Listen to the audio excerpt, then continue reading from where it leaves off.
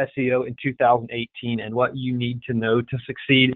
My name is Matt Bear. I'm the founder of Q4Launch, and we are excited that you guys are along for the ride with us today as we dive into a massive amount of content we're about to download and share to you guys over the course of the next hour. Actually, went back through our content for today and cut back twice just with the amount of content we have. So if you guys have been with us before, you're used to fast-paced, info-packed webinars. Glad you guys are back.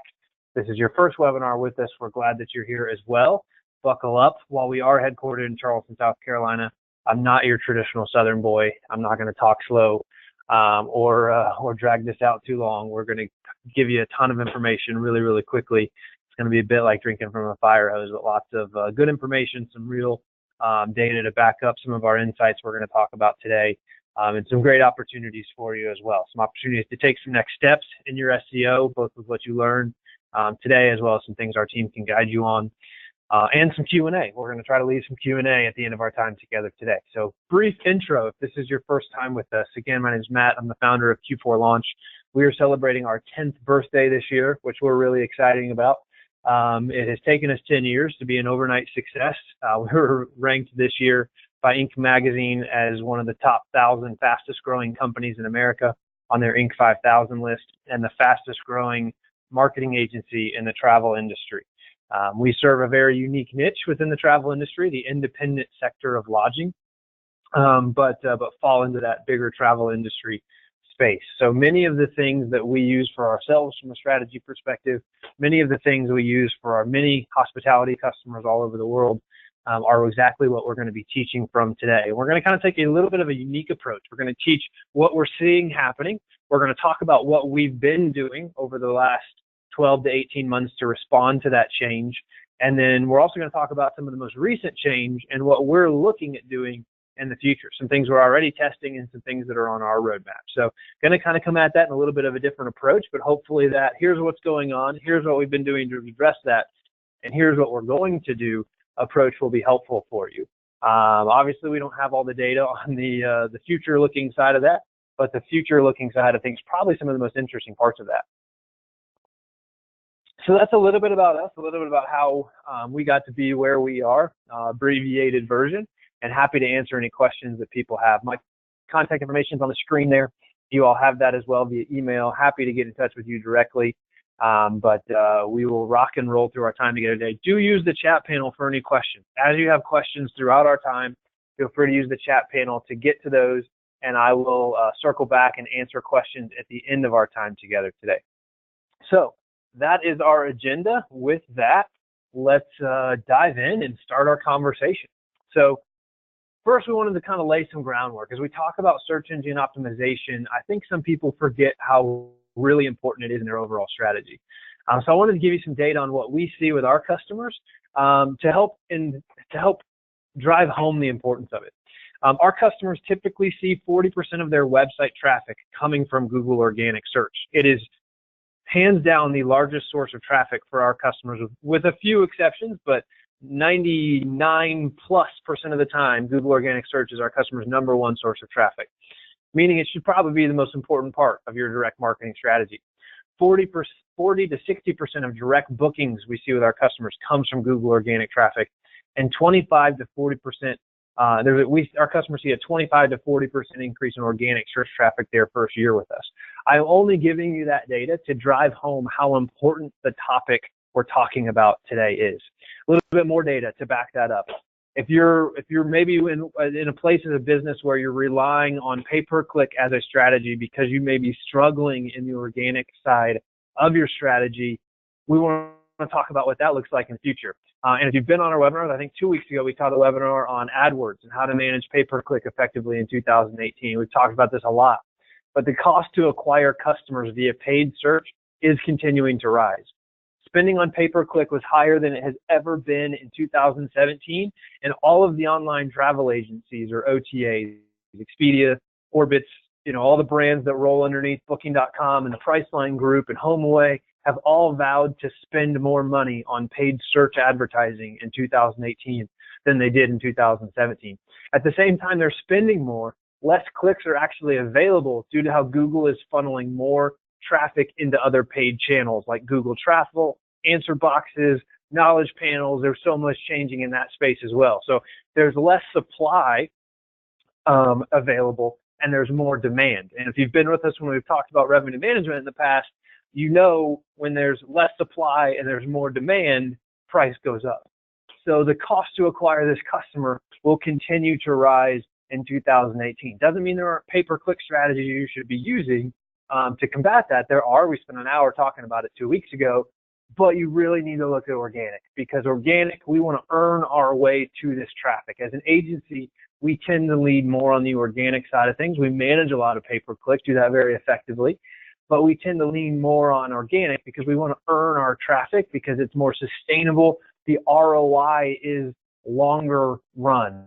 It's achieved for a longer basis and continues to provide ROI over a greater period of time, as opposed to pay-per-click where you get the ROI maybe on that visit, maybe they come back and book with you later on, but the ROI is much shorter lived. There's not as much of an opportunity there to drive ROI.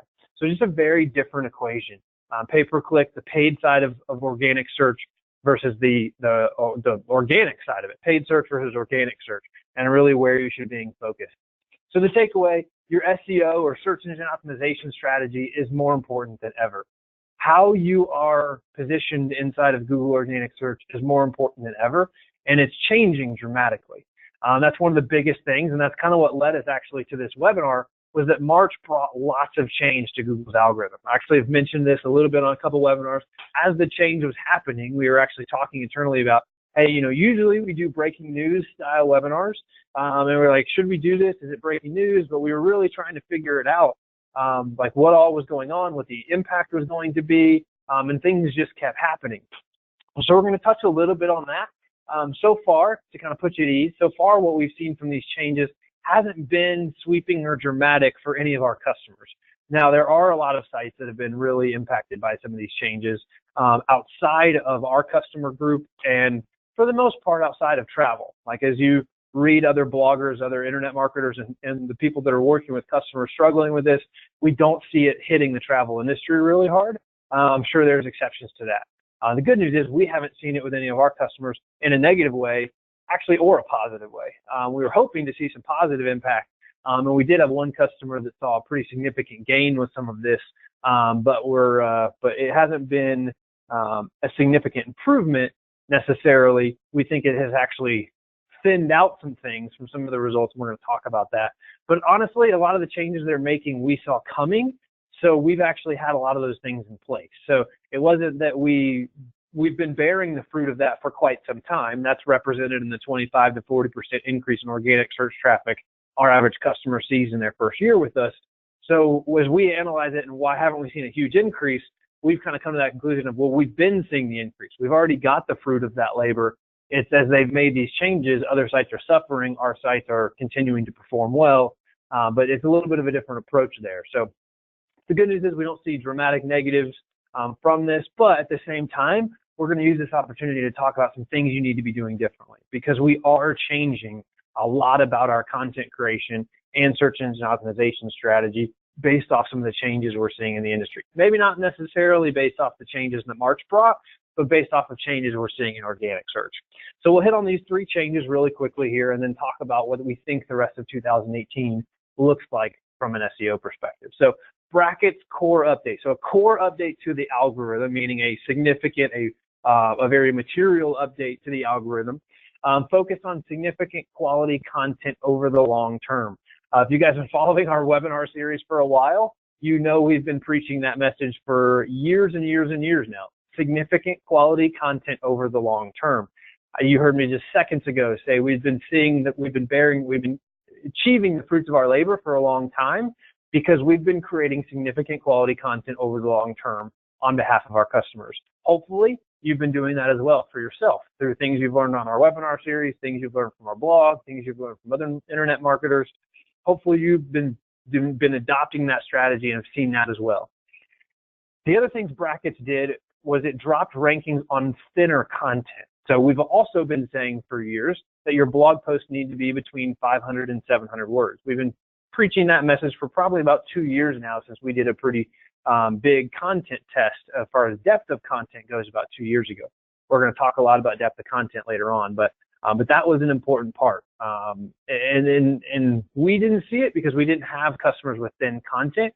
If your site dropped in the rankings and your associated organic traffic dropped because of that, it may be that you had thinner content.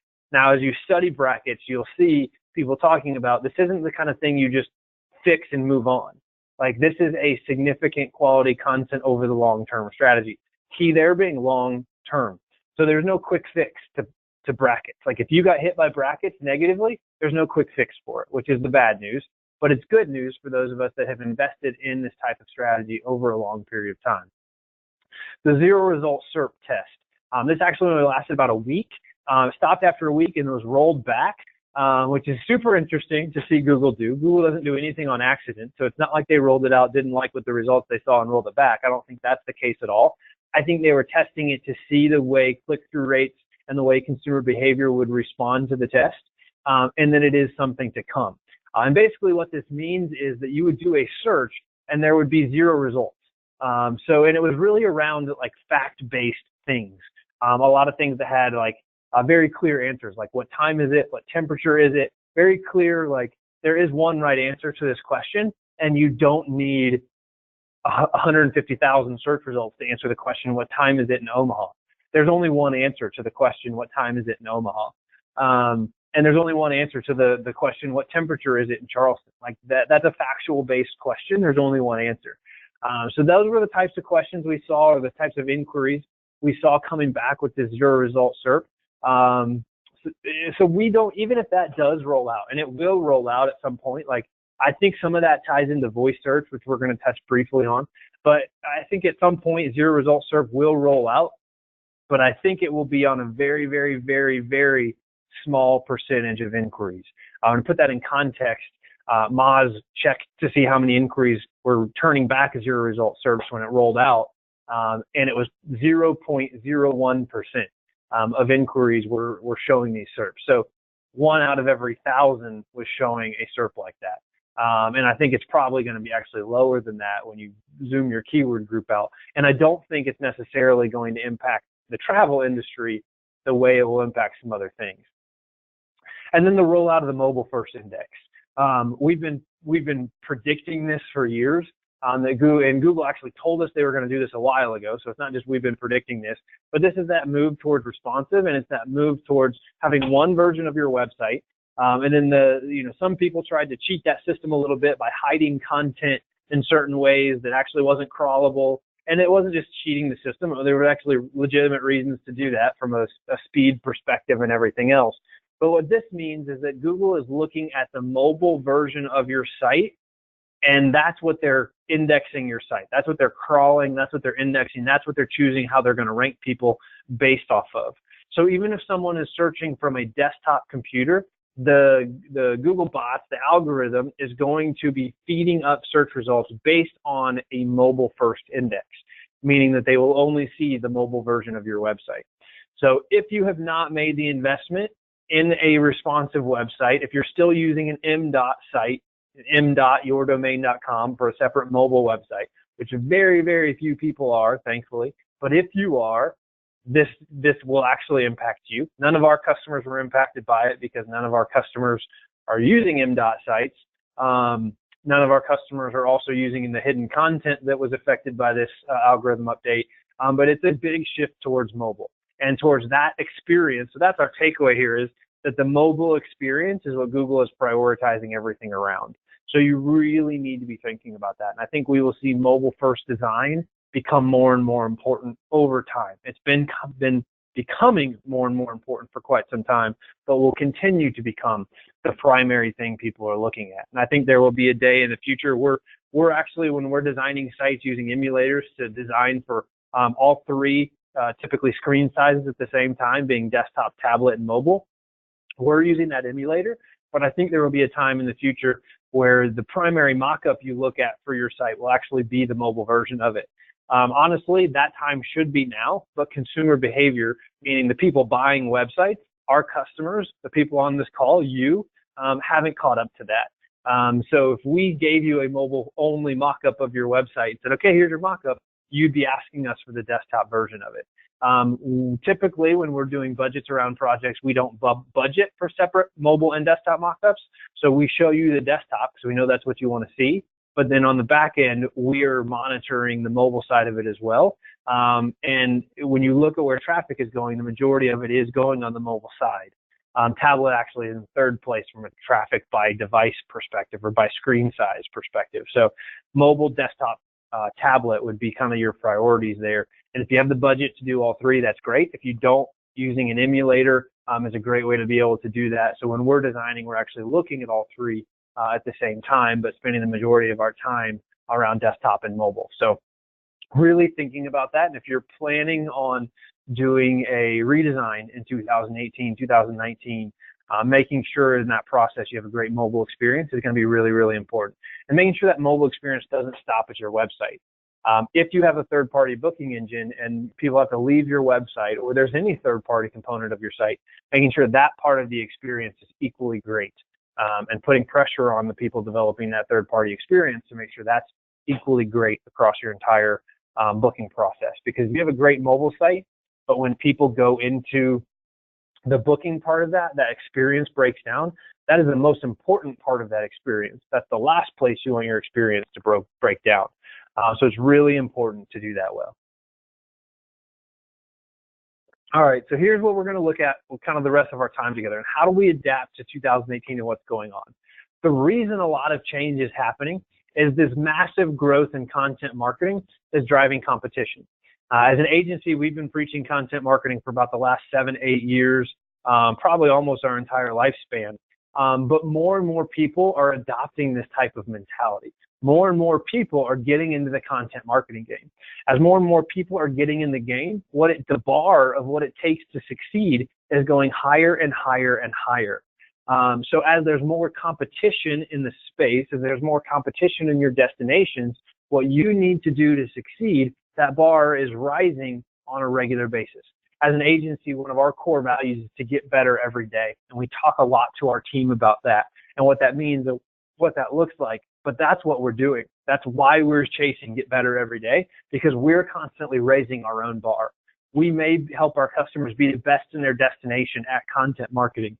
But if we're not helping them raise their bar, if we're not pushing things forward, if we're not evolving our strategy, they will fall behind. So that's why it's our responsibility to evolve, to continue to compete. And as Google is looking at that, and they're looking at this marketplace where people are getting more and more competitive, and it's evolving at a very, very rapid pace, they're seeking to measure who's doing well and who isn't. And one of the most fundamental ways to do that is measure the customer experience. And a customer for Google is someone who's using their search engine, right? So they're measuring who's using their search engine and how they're interacting with these sites. Like at the core, that's one of the big things their algorithm is doing, to figure out from a chess perspective, from a strategy perspective, how do we evolve? How do we play this game well? How do we use a strategy that's going to capture our competitor's king, if you will? And we want to be a little bit more like this kid on the left and a little bit less like this kid on the right. Not just because his haircut's outdated and he's rocking a rat tail, although you may have noticed that, as I did. But that's hopefully where you're going to catch your competitors. They're trying to come to this new modern game and they're still rocking a rat tail. And it's hard to compete in a modern digital world if your strategy is not evolving and getting better every day. But that creates there's a lot of culture wrapped into that, not only with you as an organization and a business, but who you select as a partner to help you in these things. Selecting someone who is pushing that envelope and evolving. And that's really, really important part of the decision you're making when you hire a partner. So let's dive into that. I talked about customer and that user experience. So let's look at some of these user experiences that are signaling quality to Google. The user experience that is impacting the way people are getting ranked. Some of the things that Google is looking at. Some of the correlation between this data and our customer success that we're seeing. And we're going to share some of our data, but we're also going to share third-party data with you to substantiate what we're talking about. Knowing that it's not just our data, it's not just our experience, which could be biased, but it's actually the insights coming from other internet marketers as well. So let's look at some of those user experience signals. Dwell time is one of them. How long someone spends on a page. This is an important thing.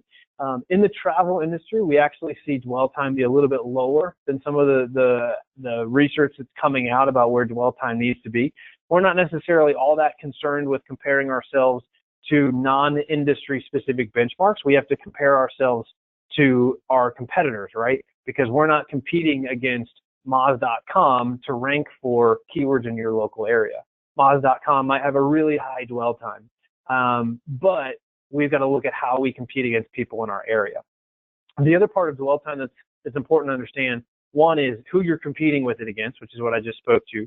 But then the other is, while you may not have to benchmark yourself against people outside of our industry because you're not competing for the same keywords, and our dwell times are different inside of our industry like they are for every industry, the most important takeaway, and this is something that goes back to our core value of get better every day, is to say, how do I get my dwell time better? How do I increase the amount of time someone spends on a page, and understanding where those pages are within your conversion funnel.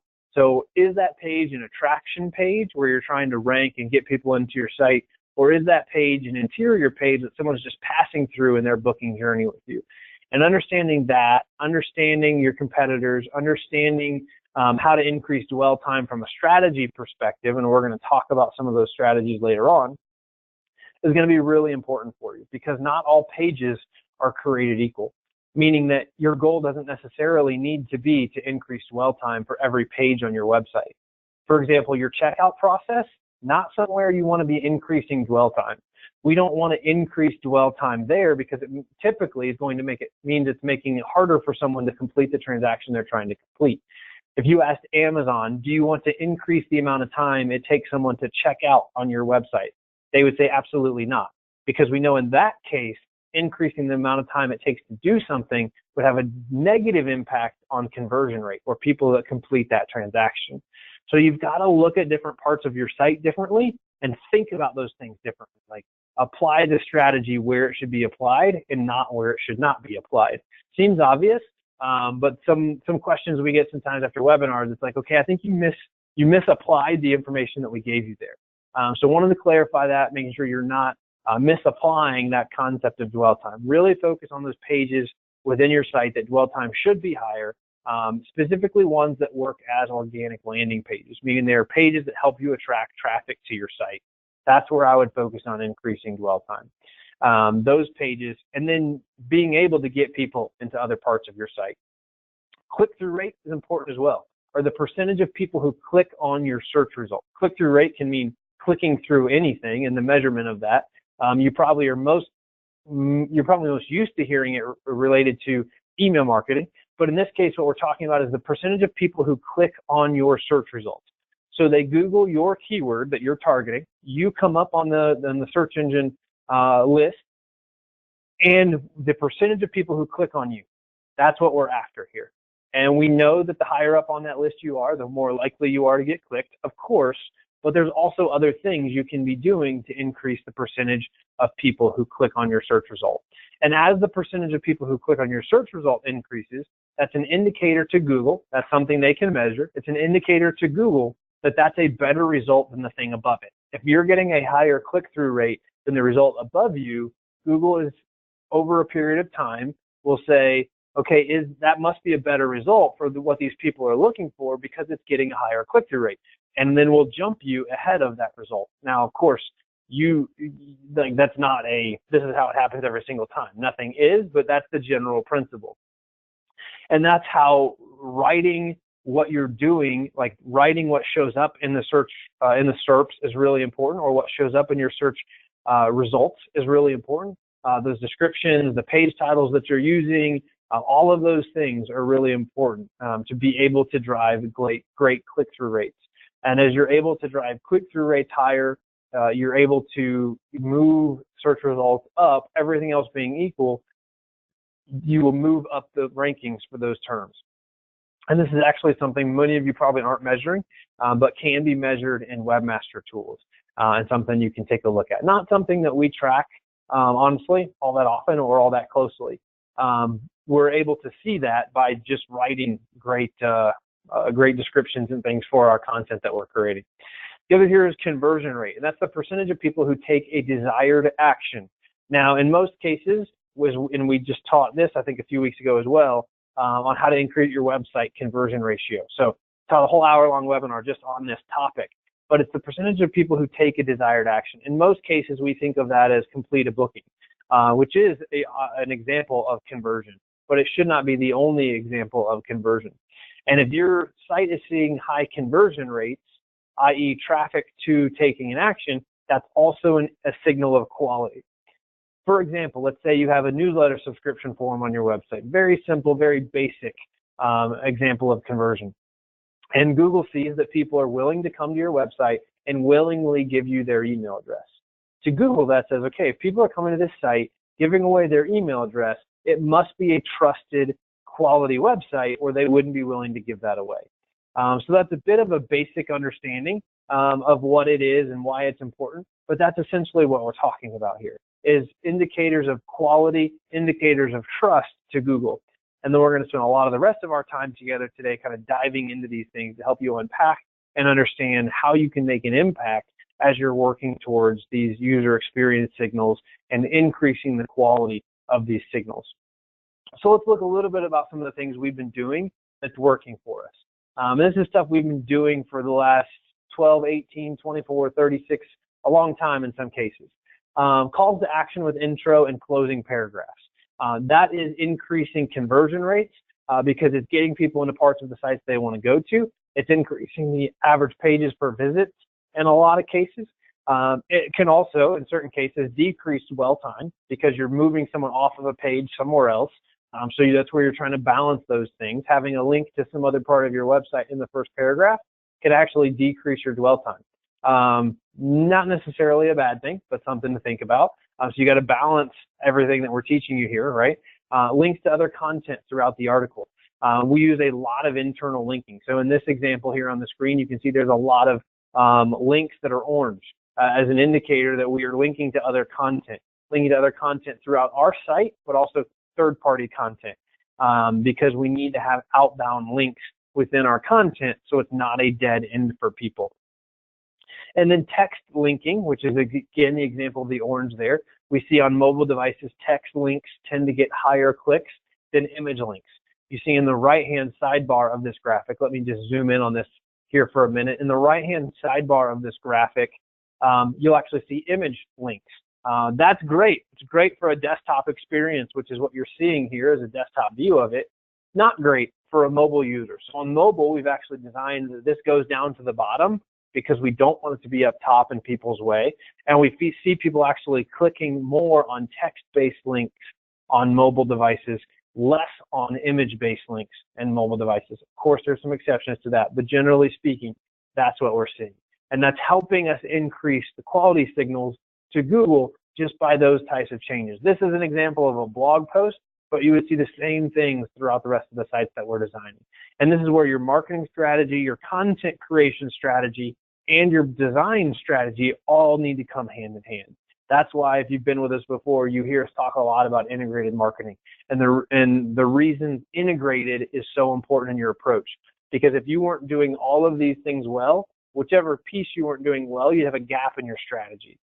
So we want to close as many gaps as we can. And by closing gaps, we're able to provide a greater overall experience and produce higher quality signals to Google. What we're testing now, and a couple things in this category, different landing page designs to impact conversion rate. We've been doing a massive test with our customers and planning to choose a winner. We tested 5 different ideas we had as a group with landing pages to see how we could use landing pages to increase conversion rate and how redesigning those landing pages could do that effectively, as well as how to use pop-ups effectively without frustrating people. Pop-ups are one of those things that kind of come and go. They're definitely back again. They're in vogue again. We see them a lot of places around the web. But how do we do that well, especially on mobile? Pop-ups can be super frustrating for the mobile user because a lot of times they don't scale all that well from a responsive perspective. But how can we use those well without frustrating people, without making the pop-up actually reduce the quality signals that we have? So trying to balance those things. So that's a couple things that we're testing now in the midst of this landing page test right now. I'm going to be rolling out some significant changes in the second quarter to how we do landing pages. The other big thing, and this is probably the biggest thing for 2018 that we're seeing, is that in-depth content wins the day. And we're going to talk about that quite a bit over the next maybe 10, 15 minutes here. And if you really think about what Google is trying to do, back to what I talked about with those user experience signals, Google is trying to serve up the best result for that keyword. Same thing that they're trying to do with that zero search results thing. The best result for what temperature is it in Charleston is simply an answer to that question. I don't need 150,000 results telling me what the best temperature or what the temperature is in Charleston. The best result is the answer to the question. I don't need search results. All of their improvements line up to filtering best. That's what they're trying to do. They're trying to deliver on the best user experience they can. So as you're thinking about SEO, you're thinking about website design, you're thinking about content creation, you're thinking about integrated marketing. If through all of that, you're filtering your strategy through what is best for my user, what is best for people coming to my website, over a period of time of that style of decision making, you will win the search engine optimization game. Yes, there's still technical SEO stuff. Yes, there's still keywords you need to work into things and content creation you need to do. Yes, yes, yes. Yes, there's 200 factors that go into Google search algorithm. But if you line up your ideas, if you line up your improvements and you test them against, is this the best thing for my user? Over a period of time, you will win the game. Now, you've still got to do that within the context of all those other things, which is why search engine optimization feels so complicated to a lot of people. But at the end of the day, it's not all that complicated. It's just a lot. It's just a lot of moving pieces to really try to wrap your head around, which is the part where it gets complicated. But the common denominator of good decisions is that question, what is best for my user? And as part of that, in-depth content is naturally better for users than keyword stuff content. And as a broad brushstroke, in-depth content typically answers a question better than keyword stuff content answers a question. And if you look at what we're doing when we're searching for something, we're searching because we have a question. We're searching because we are in need of an answer. We're in need of a solution to our problem. So if we focus on that, if we focus on solving customers' problems, we can help get found. We can help our business get found. We can help earn more business, because if we're the company that can solve their problem, if we're the lodging establishment that can solve the problem for where are they going to stay, we can, over a period of time, work our way into that positioning. So big picture, that's what we're trying to do with an SEO strategy, is we're trying to deliver the best user experience. We're measuring the signals that help us be able to do that, and we're trying to answer people's questions when they're trying to plan a trip. And if we do that well, we will win the search engine optimization game. So let's talk about that a little bit. How can you write in-depth content?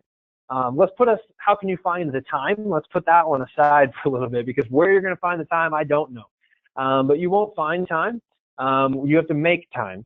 But if we really look at what content is winning and how people are doing that well, you need to cover everything a reader needs to know on the topic. You have to write for quality coverage on the topic more than a word count. So we often get the question, and I think it's because it's easy, right? It's an easy indicator. We're going to talk about word count. We already have talked about it. But the answer is, how many words do you need to cover the topic well? That's what you should be doing. Not, okay, I've got to write 1,000 words on this, so let me just stuff some content in there. If you stuff content and it's obvious, over a period of time, while you might start ranking because you got the right word count, over a period of time, your quality signals will indicate that your quality of content is not that great, and you will lose those rankings over a period of time.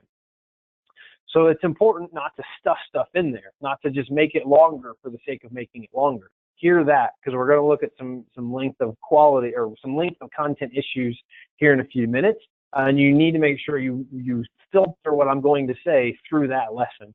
Write for quality on the topic more than word count. And if at the end of it, 500 words, you're out of stuff to say, and you have covered that topic well, then be done. In that case, you are done. And having less words will actually increase your conversion rate. If you start filling it with junk and fluffing it up just to reach 1,000 words when you should have stopped at 500, you're going to hurt yourself in the long run. You might help yourself in the short run, but you'll hurt yourself in the long run. As you do that, quality coverage will naturally result in longer content. Typically, people write a lot less content than they should. The average blog that we see from people out there trying to do it on their own actually still has less than 300 words. So probably not the best answer if it has less than 300 words. And people read more than you think they do. We talked about that in our conversion rate webinar a few weeks ago. So reference back to that or ask us for a copy of it if you missed that. A lot of important lessons in there. And then as you're preparing to create content, you're preparing to redesign your website, or you're preparing to write a blog or a piece of static page content, look at who else is ranking and evaluate why. Years ago, and this is going to speak to a little bit of our infancy as an agency, right? So 8 to 10 years ago, we wouldn't do that. We would say, okay, we want to rank for such and such keyword, and we would set to writing it. We would do our research about what it was, but we wouldn't research who else was writing, or excuse me, who else was ranking. And probably about 7, 8 years ago, we started doing that, which seems so obvious, although I would bet many of you are making that same mistake. You're writing content without researching who was already ranking ahead of you and understanding why. You need to understand and evaluate why Google has ranked someone for the keyword you're going after and what you need to learn from that to be able to do it effectively. That's kind of a rookie mistake that we made early on, and I would encourage you to hopefully overcome that hump if you're still there. But look at who else is ranking. You can actually learn a lot about what Google is looking for in content by seeing who else is ranking. And we do that as a standard practice and have for years. But that came from 8 years ago getting better every day and a desire to do that. And in the same way, many of the changes we're making now come from that same place. I'm sure fast forward 5 years from now, we'll be looking at changes we're making now and saying, well, that was so obvious. Yeah, it's so obvious when it's in the rearview mirror. But at the time, it's very different. So let's look at length of content. Backlinko, which is one of actually somebody we pulled a lot of content from today, somebody we learned from. Brian Dean is the author of most, if not all, of the content there. We pulled a lot of our thoughts from today from there, so crediting our source there. But he, in a recent study, found that 2,000-word content wins the day. So what this is, on the x-axis, you have Google position 1 through 10. On the y-axis, you have length of content. Notice that it actually starts at 1,700 words. Probably most of your content doesn't even show up on this graph. But in the things he was looking at, again, not specific to travel, but in the things he was looking at, being over 2,000 words actually was winning the day in most cases. Another internet marketer that we look at, Neil Patel, found the exact same thing. Actually, his length of content was even higher than what Brian found in his study. But he found that the average length of content was over 2,000 words for the top 10 results for things he was looking at. Now, again, understand this is internet marketing data as a whole, not specific to hospitality. You're coming to the webinar today with us, not with Neil or with Brian, because we're making this specific to hospitality. So what I'm saying is not that all of your content should be 2,400 words or 2,000 plus words. What I'm saying is you need to look at how much is there to say on a topic, who else has already written and who else is ranking for that, and how much content did they rank and what did they talk about, and package all that information together. One of the things we talked about, and typically we see when length of content is higher, conversion rates go up as well. Typically, yes, there are exceptions to that as well. There's exceptions to everything. But one of the reasons we found that, and one of the reasons we talked about that last time, was when making a travel decision is a big decision. And when people need to read enough to get comfortable making that decision, you can't determine when enough is enough for your reader. For some people, enough is 200 words. They've got the information they need to make their decision. They're moving on. For some people, it might be 2,000 words. But if you only wrote 200 words, you would lose the person that needed 2,000 words to get comfortable making a decision. And it's not the words that matter here. It's what the words say, right? It's the questions you're answering by doing those words. For example, our content today, could I have taught you what I'm teaching you today in 5 minutes? Absolutely not. So if a conference speaker contacted me, and we get speaking requests all the time for people to ask us to come speak at their conference, and they said, Matt, I want you to come teach SEO in 2018, and I've got this 15-minute time block for you to do it. Would I say yes? No. I can't teach you SEO in 2018 in 15 minutes. It's hard enough to do it in an hour. So you've got to match your content length to the topic at hand. And if I tried to do it, you would come away with not a very deep knowledge and not a real understanding of the subject at hand. And the likelihood you would then go home and apply what you were learning from my presentation, aka convert, right? That's the conversion off of a presentation in a conference, is go home and apply what you learned, would be pretty low. So in the same sense as a 15-minute presentation isn't going to do the job here on this topic, a 200-word article or a 200-word description may not do the job for what it is you're trying to sell, the experience you're trying to sell to a consumer. So you've got to apply a lot of this around the context of what you're doing. Take the lesson, take the data, and apply it to the context of what you're doing. That's where the rubber meets the road. That's where the secret sauce really comes in play. It's easy to say and quote data and do these things, but the application of what you're learning is where the rubber meets the road, and that's where the real secret sauce lies. As we're looking at how do we create in-depth content, one of the ways we can do that, one, that helps us be a better answer for our consumer, but also increase our depth of content, is to add LSIs to your content, or latent semantic indexing to your content. Here's an example of LSIs for the search term North Georgia Vineyards. The North Georgia Vineyards is a piece of content we're ranking #1 for with one of our customers, actually ranking ahead of the Georgia Wine Growers Association and a lot of other people. Not to throw them under the bus, they're creating great content too, I'm sure. But Google decided our content was better, which is awesome. But these are the LSIs related to the keyword North Georgia Vineyards. So if someone's looking for North Georgia Vineyards, they're also probably looking for these other keywords, these other latent semantic indexing keywords. So they're things Google thinks are related to your target keyword. That's essentially what it is. And if your content doesn't contain them, it can look suspicious to Google. I'm going to give you an example of this. We have a customer who competes with a massive resort in their destination. They're the two big people. There's them as an independent company and this massive resort. And we started working with them. They were like, anything you do, you absolutely cannot mention this resort in anything we have. But the resort is the most known thing in their destination. So every keyword you search for, the resort is a LSI for. So we had to come to them and say, hey guys, I know that historically you have said you cannot mention this resort in anything you do from a marketing perspective. But let me explain LSIs to you. Let me explain the way they work. If we create this content about your destination and never mention the resort, who we understand is your competitor, it's going to look really suspicious to Google. And will we be providing the absolute best possible answer for that question if we don't mention that resort? And the answer to that is no. We won't be providing that best answer for people. And if we're not providing the best answer for people, will Google rank our content? In some cases, yes, because we might still be better than whatever else was out there they could find. But in most cases, probably not. So fortunately, our customer heeded our advice and said, okay, I get what you're saying. In certain cases, we will do that. Like, it's okay to link to the resort. Let's just use that well and not link to pages on their site that directly compete with ours. And of course, like, we do that well. But that's an example of what you're looking at here. Now, in this case, none of these LSIs may necessarily compete with our customer's business. We're just trying to attract the traveler that likes vineyards. We're trying to attract the wino to our property. That's a great guest for us. But you've got to figure that out. And you have to set aside some of those things. If you've got a restaurant on property, or maybe you own a restaurant, you own your business, you also own a restaurant in your destination, and you want to write about the best restaurants in your destination, and you've got a list of one, and it's your property, you're probably not going to rank. So you've got a piece of content about the best restaurants in your destination with one name on it that you own that no one will ever read because it's not a customer-driven best result. So yes, you've got to write about the 5 best restaurants. You've got to incorporate those LSIs.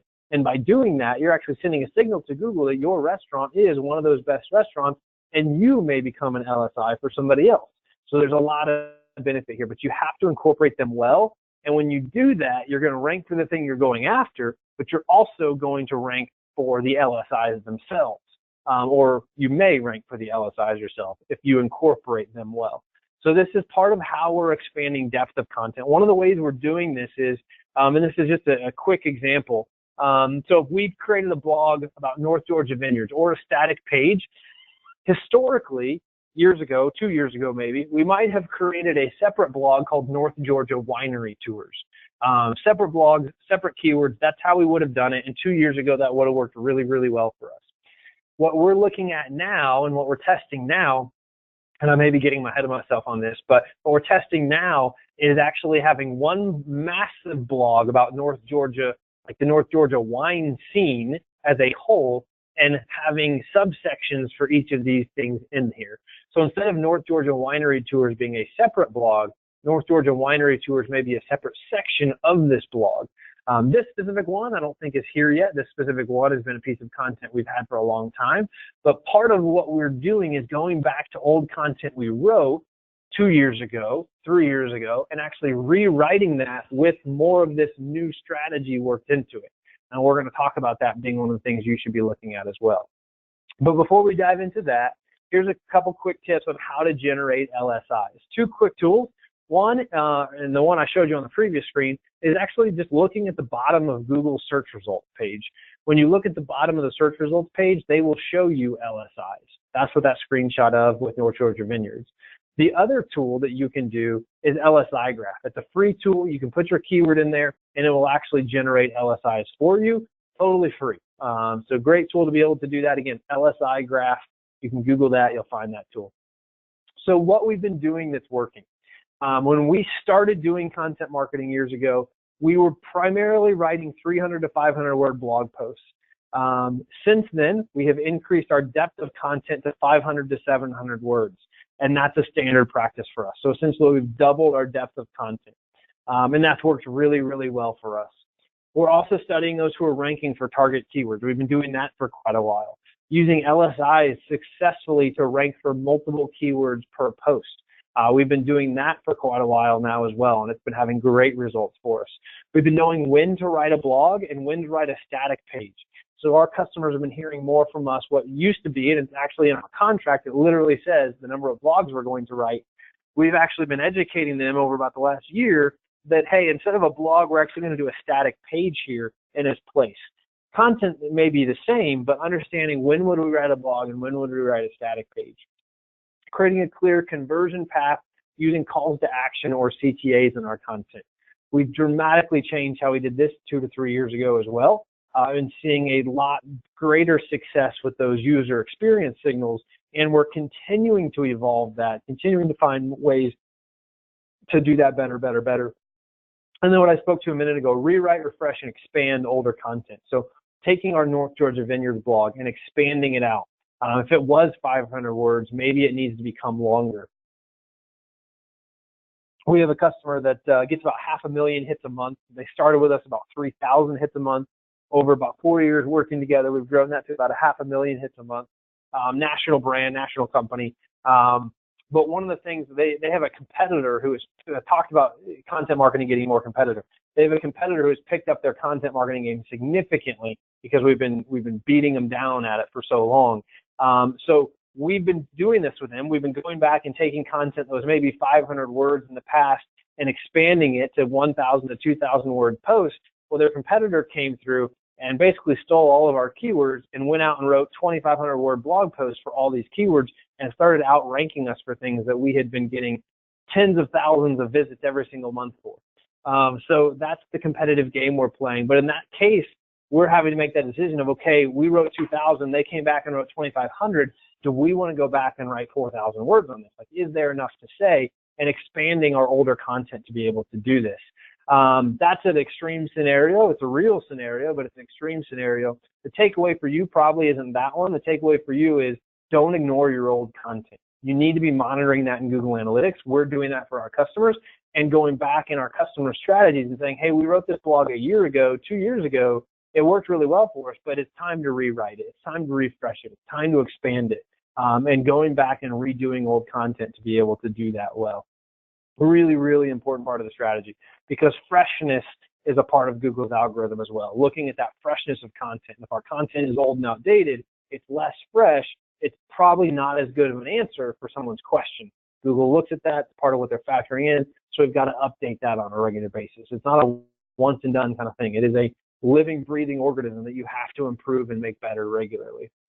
What we're testing now is increasing depth of content. We're actually running some tests with content 1,000+ words long, which is very, very time consuming. And we're choosing the content we create well to do it. We're also incorporating multimedia into our content strategy more and more, and we're doing a lot of testing with that. We're using ads within content. So what you have here on your screen is an example of actually an ad that we're testing. It's within a blog post, but we've inserted an ad for our own product into the content here in the case of a vacation rental. So we're doing some testing around that. That's actually a feature that we're going to be building into our framework, which we're really excited about, having some great results with some of our initial testing there. And then leveraging content for more backlinks. Links are always an effective part of SEO. Continue to be, will probably always be an important part of SEO, and trying to leverage content for more backlinks. I'm going to try to move through these last couple slides pretty quick here. Some things you need to be looking at and things we're testing as well. Start incorporating video into your content. Online video continues to grow as a primary content type. By 2021, Cisco predicts that online video will make up 80% of all online traffic. YouTube is the world's second largest search engine. 55% of all Google search results include video. So you need to be starting to incorporate video into your strategy, or you will likely get left behind. What we're testing now is how to use video well. Here's an example of a video we use in social media to reach almost 5,000 people. This continues to go up every day, had massive engagement. Really excited about that. The trick is finding ways to make video affordable. Using more video on social media can actually help you rank higher in other parts of your organic search traffic, and it helps us with Facebook's new algorithm. So Facebook rolled out their new algorithm about a month ago. Video is one of the things we're testing to be able to do that, and it's helping us in other areas. And then embedding videos within text content can be very, very effective. A little bit on voice search. Voice search will change the future, but it's still super early. So let's not get on our spaceships and fly off, or our flying cars just yet. It is the future, but it's still super early. So what we're doing on that now is really looking at how do we answer questions for travelers with our content.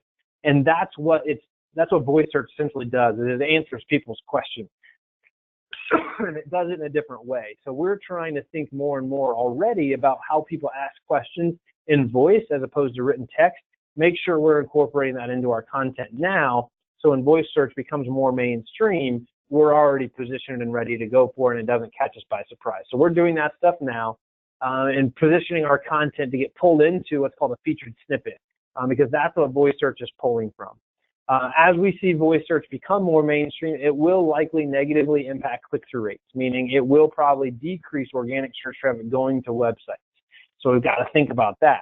And then how will it work across multiple devices? Because if I'm sitting on my couch and I ask Alexa the answer to a question, how is that going to go? Like, how is it going to go from my Alexa, where I can't click on anything, to my screen, to my phone, to my TV? Like, what's going to happen there, and what's that going to look like? Start thinking about some of those things, and it'll actually blow your mind. I was planning to spend a little bit more time there, but the biggest thing you need to take away from today, hopefully you've unpacked a lot of strategies, hopefully you've jotted down a lot of notes, but Google Organic is your #1 opportunity for more direct bookings. We started the top of the hour talking about that. It's the #1 thing you need to be looking at. But as many of you tell us, your #1 goal is more direct bookings this year than last, and that's a great goal. But Google Organic Search is your #1 opportunity to do that. It will reduce your dependency on third parties and online travel agents. You can spend less instead of more on pay-per-click in 2018 with a good organic strategy, but you've got to have a good strategy. So to try to help you guys on that journey, we're giving you guys our search engine optimization analysis as part of today's webinar. It's a report on how you're performing in SEO. We're going to look at your setups, your basics, your site speed, your on-page, your off-page, your blogging. We're going to look at pay-per-click as part of this as well.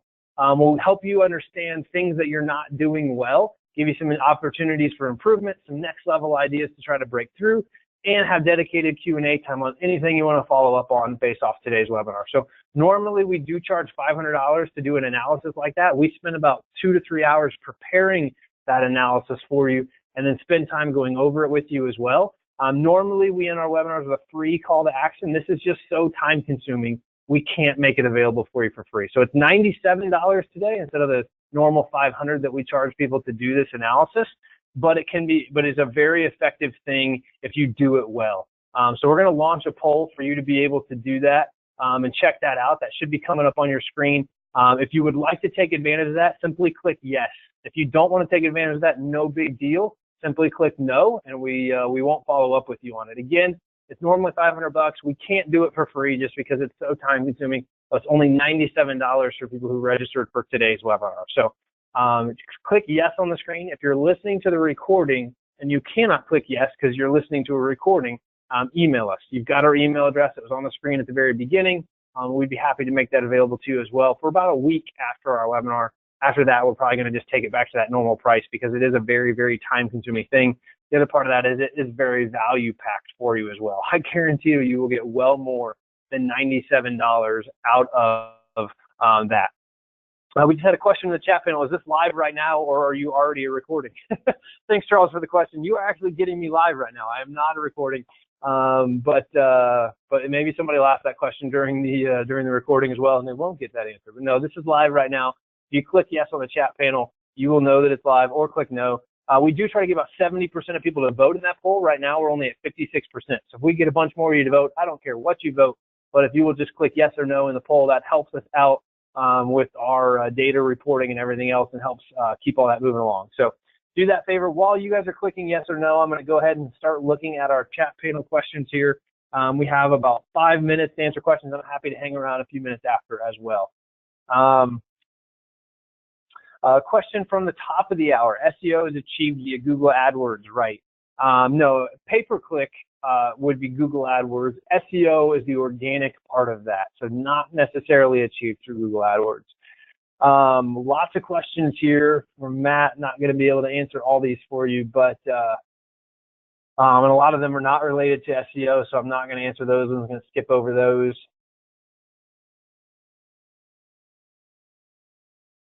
Question about, is email dead? No, absolutely. Email marketing is not dead. It's still very, very effective. We have great success with it. Yes, SMS messaging or texting is very effective as well, but email is definitely not dead.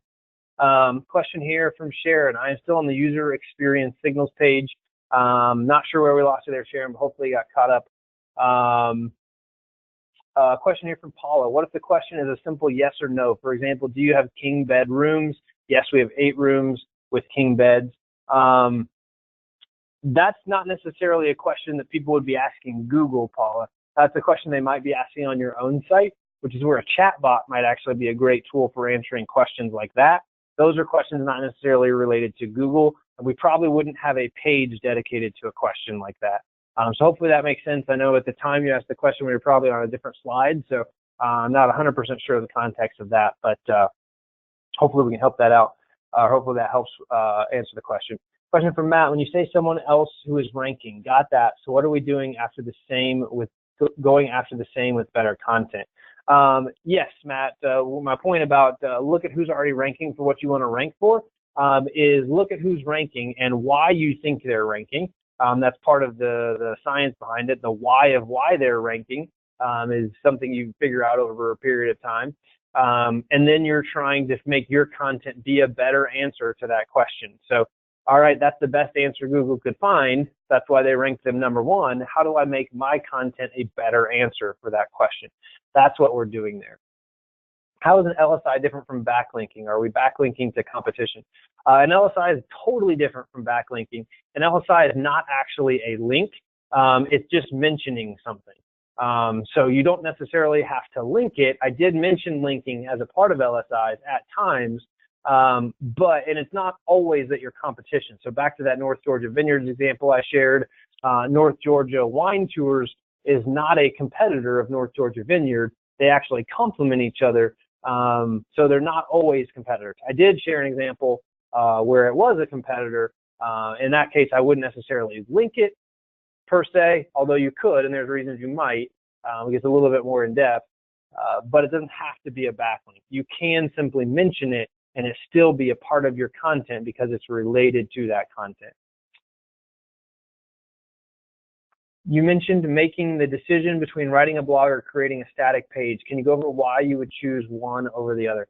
Yeah, I think it comes, there's a lot of whys, but I think it comes down to like what the content is. Is this content I would expect to find on a blog, or is this content that I might not expect to find on a blog? So think about those types of things. Events and festivals, best restaurants, things to do, or like those specific things. Things that are going to change quite a bit could be a good examples of blogs. On the flip side, like a things to do in Charleston would probably be a static page I would create. It's a much bigger depth of content, a lot more information there. I would probably make that a static page. There's not a right or wrong answer to that question, Amber. It's just kind of thinking about how you would necessarily do that. The other part of it is, do I want to include this in my menu? Typically, you would have your blog as a section of your site in your menu, but not a specific blog post. So if it's something that's important enough, like a things to do in Charleston page, if I'm a hotel in Charleston, that's probably something I want in my navigation menu. In that case, I would probably create a static page as well. So a couple factors to be able to make that decision, but there's not necessarily an important thing about it. Can you explain what the tag a friend strategy is and how it works? It's actually a social media strategy that we're employing, and it's very successful. I showed a screenshot of it there. You can check out some of our customers on social media to see that and how it works. But that same methodology can, not the tag a friend part, but the video part of that can be used in static pages and blogs on your site. So hopefully that answers your question, Jeannie. We're happy to answer that question more directly as well. Don't want to dive too deep into it because it does go into social media a little bit. Landing page tips for and AD period. Not sure what your AD period is supposed to represent there, Diego, so maybe follow up with me on that question. Should we land on our booking engine, or what works best for customers coming from our AdWords and or Facebook ads? I would definitely not land somebody on your booking engine from an ad or organic content of any type. I would definitely go further up funnel than that with the overall how they navigate through your site. So Diego, I would study how people navigate through your site. I would study what landing pages provide the best conversion opportunities, or what landing pages have the highest conversion rates. Seek to understand why, and then emulate that, and then try to make that the entrance for more people. Hopefully that helps. Do blogs outdo the vlog, i.e. video stories instead of written? If I enjoy interviewing and making videos, would you write the transcript or add extra written content? I would add extra, definitely have the written content for it. It's very different types of content. I don't think that video content is mainstream enough that it's like I would say forget blogging and just have a vlog. It is becoming more so. Most people are lazy and they don't create videos. So if you're already doing that well, that's great, Ellen, and I think you'll get ahead of the game. But I think written content will continue to perform well for quite some time. Why are so many people joining Airbnb? Question from Bill. That's a question for another day, Bill. Can't answer that right now. And it had several thank yous in the chat panel there as well. Hopefully today was helpful for you guys. If you didn't get a chance to vote in our poll, you can still do that. It is actually still live. If you did vote yes, we will actually follow up with you to do the $97 payment information and collect that. If you're listening to the recording and you want to take advantage of that, you can email me at matt@q4launch.com, or you can call our office directly and take advantage of that. The phone number is 843-800-0833. 843-800-0833. Super excited about the next webinar we are doing. We're doing a millennial travel panel. We get more questions about how to reach millennials than anything. And we probably have more millennials on our staff than any other marketing agency in our industry. So we're super excited to do that. We are actually going to do a panel and interview 4 of our staff and just ask them questions about travel. So I'm really excited about that. That's going to be 2 weeks from today. You will see that on our upcoming marketing webinars part of our website. So go ahead, jump on that part of our website. You can actually follow the link that was in the email you got today. You'll see that, or the email that got you here today. You'll see that, and you can actually go ahead and register for that. Registration's live. You register early enough, you can get your questions in for our panel as well, and you can meet our panelists. They are featured there on that page too. So go check that out and definitely join us for that webinar 2 weeks from today, our millennial marketing panel, where we talk about how to help you reach more millennials. Thanks everybody for your time. It has been a ton of fun. Hopefully you learned tons and are excited to apply some of what you learn into SEO for your business. We'll talk to you all soon.